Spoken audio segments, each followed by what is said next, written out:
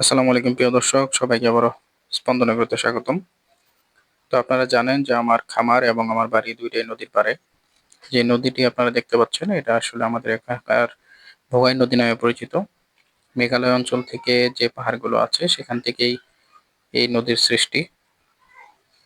তো গত ১ মাস আগে আমাদের এখানে প্রচুর বন্যা হয়ে যায়। আপনারা সবাই জানেন শেরপুর জেলায় প্রচুর বন্যা হয়েছিল। সে বন্যার কারণে আমার যে নদীর পাড় সেটা একদমই ভেঙে যাচ্ছে। কাছাড়গুলো একদম খাড়া হয়ে যাচ্ছে, যেখান থেকে মাটি সরে যাচ্ছে। তো সেই কারণে চিন্তা করলাম কিছু কলমি গাছ, আমাদের এখানে এগুলোকে কলমি গাছ বলে, সেই কলমি গাছগুলো এখানে লাগিয়ে দেই যাতে কিছুটা হলেও মাটি আঁকড়ে থাকে, যে কলমির কারণে পানির স্রোত কিছুটা রোধ করতে পারে। তো এই যে দেখতে পাচ্ছেন প্রচুর পরিমাণে এখান থেকে মাটি সরে গেছে, মাটি পানির সাথে নেমে গেছে। তো এর আগেও আমার কলা বাগান দেখিয়েছিলাম, এটা আমার কলা বাগান এবং কিছু ইউক্যালিপটাস গাছ লাগানো আছে। যেহেতু এটা আমার বাড়ি থেকে একটু সাইডে, সে কারণে ইউক্যালিপটাস গাছ লাগিয়েছিলাম, যে গাছও হলো এবং মাটিগুলো যাতে শক্তভাবে ধরে থাকে ইউক্যালিপটাস গাছ। তো সে কারণে আজকে ২ জন লোক দিয়া আমার বাসায় একজন কাজ করে রবিন গরুর জন্য, সে এবং আরেকজন মিলে এই গাছেরগুলো রোধ করার জন্য কলমি গাছগুলো কেটে কেটে ছোট ছোট করে, নদীর পাড়ে এমনিতেই কিছু কলমি গাছ হয়ে থাকে সেগুলো ছোট ছোট করে কেটে কলমি গাছগুলো লাগিয়ে দিচ্ছি। এখান দিয়েও ভেঙে গেছে অনেকটা।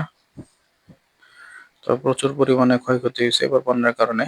এবং এর আগেও দেখিয়েছি আমার ঘাসের বাগানেও একদম বাজে অবস্থা, পানি গিয়ে ঘাসগুলো একদম নষ্ট হয়ে গেছে। প্রায় ১ বছরে আমার গাছগুলো, যে গাছগুলো আমি প্রত্যেক সময় আমার গরুগুলোকে খাওয়াই, এবং এগুলো আমি অনেক জয়পুরহাট, রংপুর, বাগেরহাট থেকে এনেছিলাম স্মার্ট নেপিয়ার গাছগুলো, সেগুলো একদম নষ্ট হয়ে গেছে। এই যে দেখেন কাঁচার একদম ভেঙে গেছে। তো যেহেতু আমরা জানি নদীর একবার গড়ে আরেকবার ভাঙে, এটাই নদীর নিয়ম। সবকিছুই আল্লাহর ইচ্ছা, আমাদের কিছুই করার নেই। তারপরে যতটুকুই সেভ করা যায় সেটার জন্য এটা লাগানো হচ্ছে।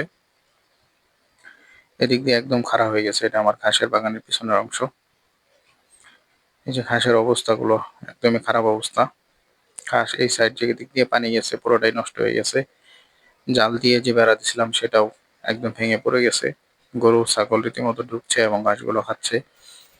আর বেড়া দিচ্ছি না কারণ আসলে অবস্থা খুবই খারাপ, এখন বেড়া দিয়েও লাভ নাই। এটা পুনরায় গাছগুলো লাগাতে হবে এবং মেরামত করতে হবে, আবার নতুন করে এগুলো পরিষ্কার করে ঘাস লাগাতে হবে।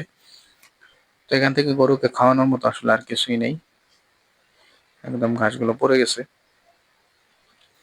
এখানে পানি যাওয়াতে কিছু পলি মাটি আসছে, কিন্তু আসলে যে মাটিগুলো ছিল আগের কাঁচাগুলো ভেঙে গেছে একদম।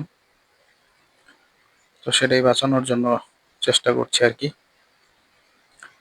তো ভাবলাম আপনাদেরকে দেখাই, যাদের নদীর পাড়ে বাড়ি তারা আসলে এই সমস্যাটা বুঝতে পারবেন। কিছুই করার নেই, তারপরও যতটুকু পারা যায়।